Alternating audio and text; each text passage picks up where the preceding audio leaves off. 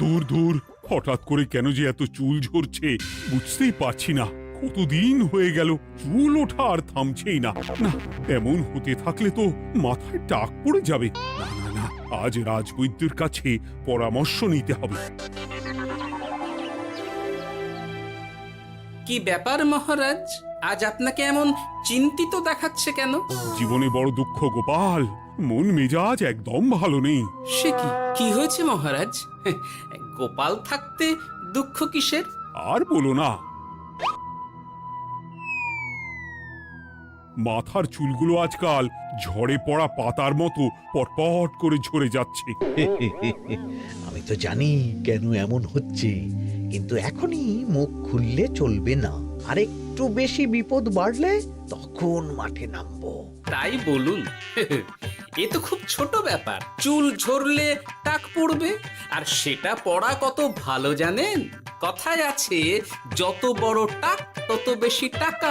তুমি চুপ করো তো বাপু। যদি টাক থাকলেই টাকা হতো, তাহলে তোমার টাকা কোথায়? যেটা বোঝো না সেটা নিয়ে কথা বলো না। তাই না তাই, মহারাজের ঝরছে চুল, চিন্তার ভাঁজ মাথায়। গোপাল যতই চেষ্টা করুক, চিড়ে ভিজবে না কথায়। উফ, তোমরা সকলে থামো তো দেখি। ও রাজবৈদ্য, তুমি এর কিছু উপায় বলো। আগে মহারাজ, অনেক সময় দেহে ওই লৌহের পরিমাণ কমে গেলে এমন চুল ঝরে। আপনি বরং পালং শাক, ওই কিশমিশ, কলা ও আরো কিছু ফল আমি বলে দিচ্ছি, সেগুলো বেশি করে খান। আচ্ছা আচ্ছা আচ্ছা, তবে তাই করে দেখি।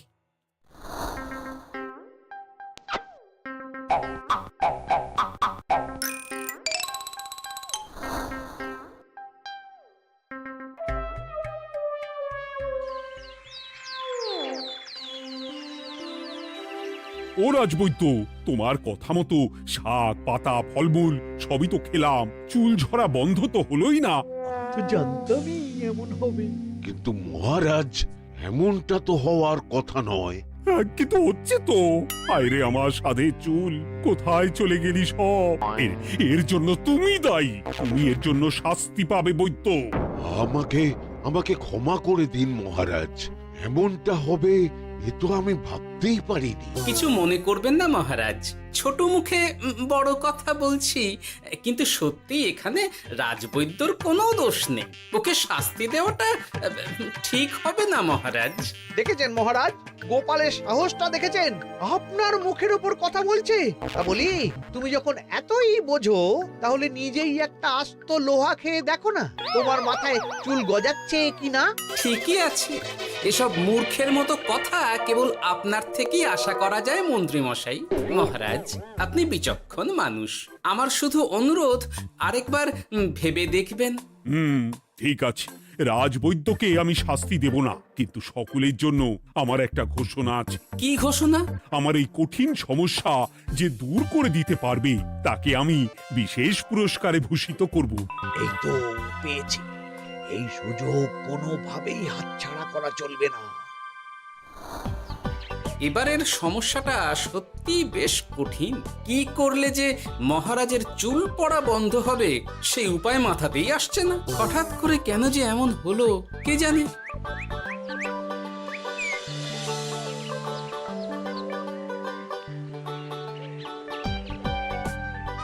ও মা, তুমি এসে গেছো? একটু বসো, আমি তেলটা মেখেই হাত ধুয়ে খাবারটা বাড়ছি। হ্যাঁ, সে ঠিক আছে, কিন্তু তুমি কিসের তেল মাখছো এটা? কি আবার মাথার চুলের তেল?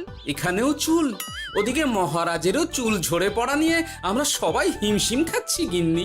আরে, মহারাজের অত সুন্দর কালো চুলগুলো ঝরে যাচ্ছে, এ তো ভারী দুঃখের কথা।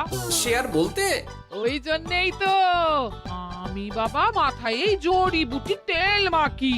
এতে চুলের গোড়া শক্ত করে, চুলকে ভালো রাখে, নতুন চুল গজায় সব। হ্যাঁ।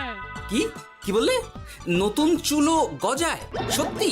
হ্যাঁ, বাহ, তাহলে আর চিন্তা কি? আমাকে এই তেলটা একটু দিতে পারবে গিন্নি? মহারাজকে দিয়ে আসি। উনি বলেছেন যে ওনার সমস্যা দূর করতে পারবে তাকে উনি পুরস্কার দেবেন। উমা, এই তাই নাকি? এই তো দারুণ ব্যাপার গো। নাও নাও নাও, তেলখানা নিয়ে মহারাজকে কাল দিয়ে এসো তাহলে। আর জানিয়ে দিও, দিনে 2 বার কিন্তু তেল মাখতেই হবে। হ্যাঁ, আচ্ছা ঠিক আছে।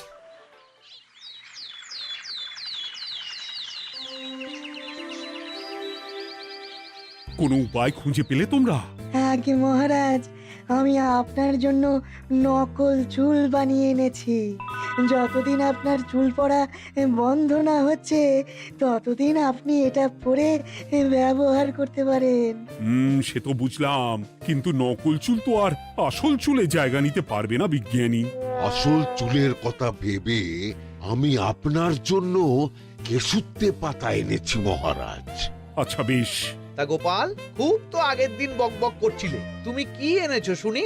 সেটা যথাসময়ে দেখতে পেয়ে যাবেন মন্ত্রী মশাই। এটা জড়িবুটি তেল মহারাজ।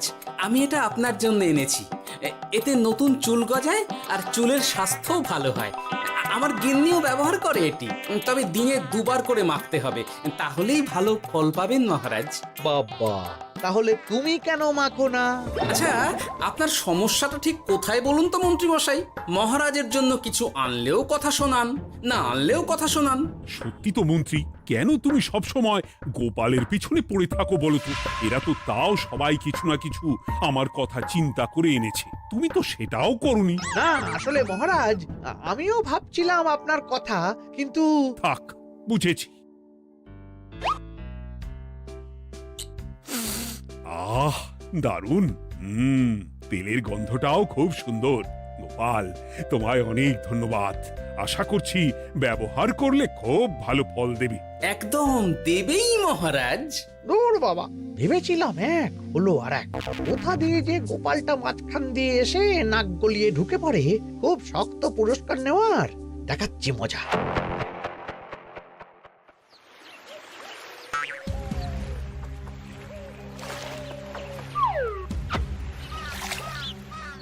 এবারে গোপালের তেল দিয়েই সব কিছু তোলপাড় করব।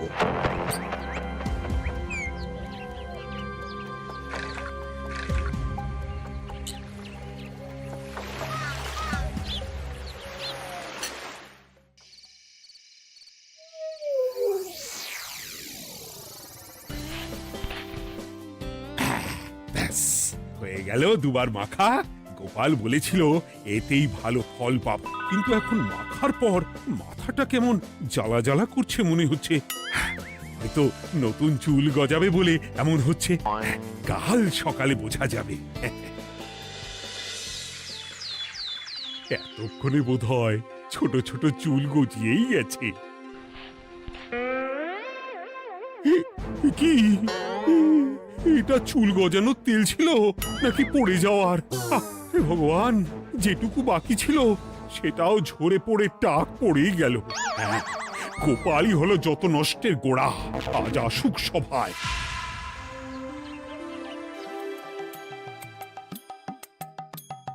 এই যে এখন এলেন উনি। ও কি মহারাজ, আপনি এমন কাপড় মাথায় জড়িয়ে বসে আছেন কেন? তুমি আর এমন প্রশ্ন জিজ্ঞাসা করো না গোপাল, তোমার দয়াতেই মহারাজের এমন অবস্থা। মানেটা আমি তোমায় দেখাচ্ছি, দাঁড়াও। এই যে গোপালের দেওয়া তেল মেখেই আমার এমন হয়েছে, আর তার জন্য আমি তোমাকে কোনোদিনও ক্ষমা করব না গোপাল। বিশ্বাস করুন মহারাজ, আমার গিন্নিও মাখে এই তেল, কিন্তু এমন কিছু তো এখনো পর্যন্ত ঘটেনি। আমি আর কিচ্ছু শুনতে চাই না। আমার মাথা ভর্তি চুল আমি ফেরত চাই।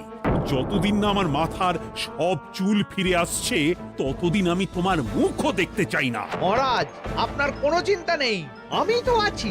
এবার এই সমস্যার একটা সমাধান আমি করেই ছাড়বো। কি ব্যাপার, মন্ত্রী মশাই এত লাফাচ্ছে কেন? এসবের পেছনে আবার ওনার হাত নেই তো? না, ব্যাপারটা পরে দেখতে হচ্ছে।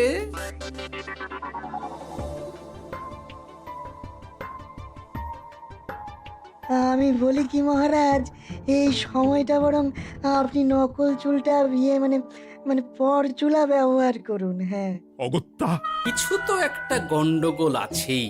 গিন্নিও তো রোজ মাথায় তেল মাখে, কই এমন তো হয় না। মন্ত্রী যদি কিছু করেও থাকে তাহলেও হাতে নাতে ধরবো কিভাবে? ও কি গো গোপাল দাদু, এখন এই সময় তুমি রাজসভা ছেড়ে এখানে? তোদের দাদু আর রাজসভায় যাবে না রে? কি বলছো গো? কেন? আর কেন, বিনা দোষে এমন শাস্তি। তোমায় শাস্তি দিয়েছে, তুমি শুধু বলো কে তোমার সাথে কি করেছে, বাকিটা আমরা বুঝে নিচ্ছি। আচ্ছা বলছি, কৃষ্ণনগরের মন্ত্রী মশাইয়ের বাড়িটা কোন দিকে একটু বলতে পারবেন? কৃষ্ণনগরে নতুন নাকি? আগে তো আপনাকে কখনো দেখেছি বলে মনে পড়ছে না। হ্যাঁ, আমি এখানে থাকি না, আমি এখানে আমার কাজে এসেছি, তাই মন্ত্রী মশাইয়ের বাড়ির ঠিকানাটা যদি একটু বলে দেন। নিশ্চয়ই, এ পথ দিয়ে সোজা চলে যান, তারপর কিছুটা ডান দিকে গেলেই পেয়ে যাবেন। আচ্ছা, অনেক ধন্যবাদ। ভিন গাঁয়ের লোক মন্ত্রী মশাইয়ের বাড়িতে? ব্যাপারটা বেশ সন্দেহজনক লাগছে। এই এই গুলটে ন্যাপলা, তোরা তোরা দুজন একটু আড়াল থেকে দেখতো লোকটা মন্ত্রী মশাইয়ের বাড়িতে ঠিক কি জন্য এসেছে, তারপর আমায় খবর দিস। ঠিক আছে গোপাল দাদু। তোমার আবার এখানে আসার কি দরকার ছিল? আমি তো বলেছি যে আমি ঠিক গিয়ে তোমার পাওনা গন্ডা মিটিয়ে দেবো। মিটিয়ে দেবে? কতদিন হয়ে গেছে জানেন? দেখো, হয় আমার কীটনাশক আর সার সব ফিরিয়ে দিন, নয়তো আমার জিনিসের দাম মিটিয়ে দিন। কীটনাশক, সার আর কি করে ফেরত দেবো বলো? ও তো সব পুকুরের জলে মিশে গেছে। ওসব আমি জানি না, আমার পাওনা গন্ডা মিটিয়ে দিন, ব্যাস। চল চল, এখনই তাহলে গোপাল দাদুকে গিয়ে সব জানাই। হ্যাঁ, চল চল। দাদু, ও গোপাল দাদু। তোরা এসে গেছিস? আয় আয় আয় আয় আয়। মন্ত্রী মশাইয়ের মুখ থেকে অনেক খবর পেলাম। তাই নাকি? কি শুনি? মন্ত্রী মশাই ওই লোকটার কাছ থেকে অনেক কীটনাশক সার নিয়েছে, কিন্তু এখনো জিনিসের দাম মেটায়নি। হ্যাঁ, ওই জন্যই তো মন্ত্রী মশাইয়ের উপর লোকটা খুব রেগেছিল, হুমকিও দিয়েছে 1 সপ্তাহের মধ্যে জিনিসের দাম সব মিটিয়ে দিতে হবে। তাই নাকি? কিন্তু কীটনাশক সার নিয়ে মন্ত্রী মশাই কি করবে? সেটা তো বলতে পারবো না দাদু। তবে হ্যাঁ, মন্ত্রী মশাই ওই লোকটাকে বলছিল যে ওই সব কীটনাশক সার পুকুরের জলে মিশে গেছে। কি বললি? পুকুরের জলে? আচ্ছা, এবার দুয়ে দুয়ে 4 করা গেল। অনেক ধন্যবাদ রে তোদের। বল বল, তোরা কি খাবি? কিচ্ছু লাগবে না গোপাল দাদু, তবে ভোলা বয়ের আর মিষ্টি খাওয়ালে। আচ্ছা আচ্ছা। কি করে যে মহারাজকে আসল ব্যাপারটা বোঝাই, কিছু তো একটা উপায় বের করতেই হবে। তা বলি বাবা, রাজসভায় যেতে হবে না বলে কি সারাদিন এইভাবেই শয়নে শয়নে দিন কাটাবেন বাবা? হ্যাঁ, উপায় পেয়ে গেছি। বুঝলে গিন্নি, আমাকে একটা জায়গায় যেতে হবে, বুঝলে? তারপর ওখানে যদি কাজ হয় তাহলে আগামীকাল রাজসভায় আমি যাব। কিন্তু তুমি যে বলেছিলে তোমার এখন ছুটি। হ্যাঁ, কি আর করি বলো, গুরুত্বপূর্ণ একটা কাজ, তাই যেতেই হবে। আচ্ছা যাও। ওই গো বিজ্ঞানী, আরে গোপাল যে, বলো। এই এই যে বিজ্ঞানী, একটা বিশেষ দরকারে তোমার কাছে এলাম, বুঝলে? হ্যাঁ, বলোই না। আচ্ছা, এই দূষিত জলকে কিভাবে আবার পরিশুদ্ধ করে বলতে পারবে? কেন পারবো না? জলের মধ্যে একটু চুন আর ফটকিরি দিয়ে দিলেই জল আবার দূষণমুক্ত হয়ে যাবে। তবে ওগুলো দেওয়ার পর কিছুদিন সেই জলকে ব্যবহার করা বন্ধ রাখতে হয়। হ্যাঁ। আচ্ছা আচ্ছা, অনেক ধন্যবাদ, আসি তাহলে। হ্যাঁ,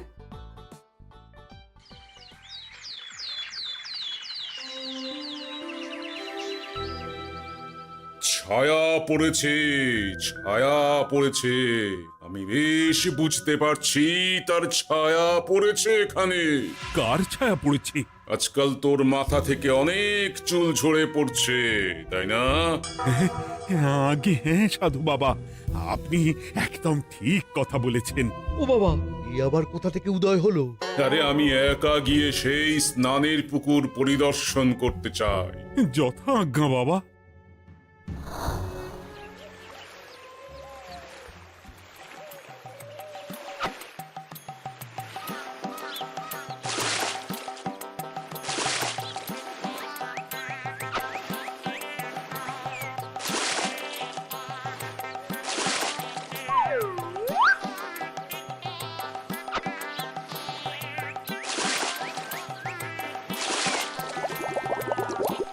যাক বাবা, মোটামুটি সপ্তাহখানেক এভাবে থাকলেই পুকুরের জল আবার আগের মতো পরিষ্কার হয়ে যাবে। এবার শুধু মহারাজকে একটু বুঝিয়ে বললেই হয়ে যাবে।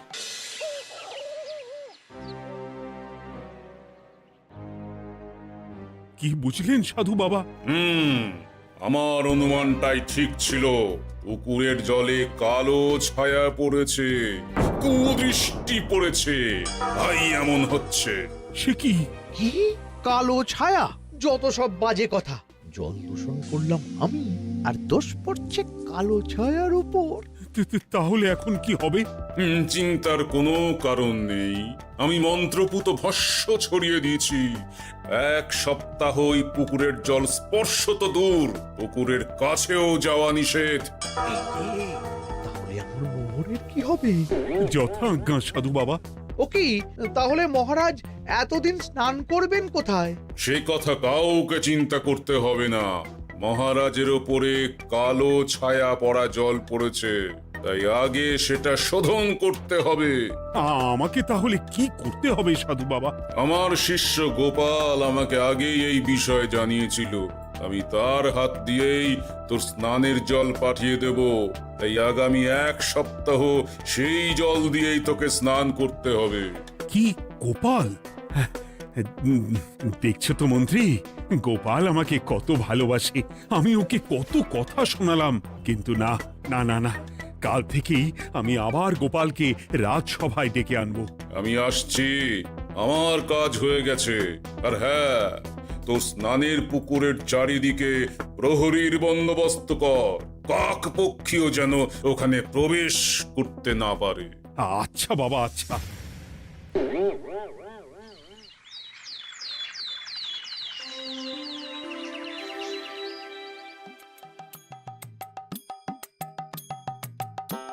গোপাল, তোমাকে আবার এখানে দেখতে পেয়ে আমার খুব ভালো লাগছে। তোমার গুরুদেব গতকাল এসেছিলেন, কিছু মনে করো না। না বুঝেই তোমাকে অনেক কথা শুনিয়েছি। না মহারাজ, আমি জানি আপনি আমাকে খুব ভালোবাসেন, তাই আমি কিছু মনে করিনি মহারাজ। এই নিন, আমি আপনার স্নানের জল এনেছি। হ্যাঁ হ্যাঁ হ্যাঁ, দাও দাও দাও।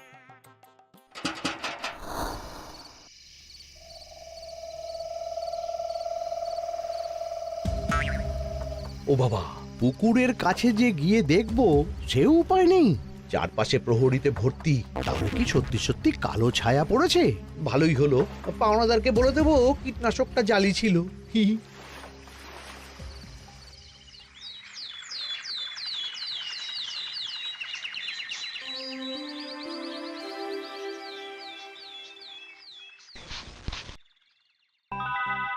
এই তো আমার সেই পুরনো কালো চুলগুলো আবার ফিরে এসেছে। আহা, কি যে আনন্দ হচ্ছে দেখে। আজ 1 সপ্তাহ সম্পূর্ণ হলো। গোপালের জন্য আমার স্নানের পুকুর থেকে কালো ছায়া দূর হয়েছে। আমাকে এই সমস্যা থেকে দূর করার জন্য আমি গোপালকে 100টি মোহর উপহার দিতে চাই। ধন্যবাদ মহারাজ। দূর, আমার আর ভালো লাগে না। সব সময় গোপালই মোহর পায়, এটা তো আমার পাওয়ার কথা ছিল। এদিকে আজকে পাওনাদারও আসবে।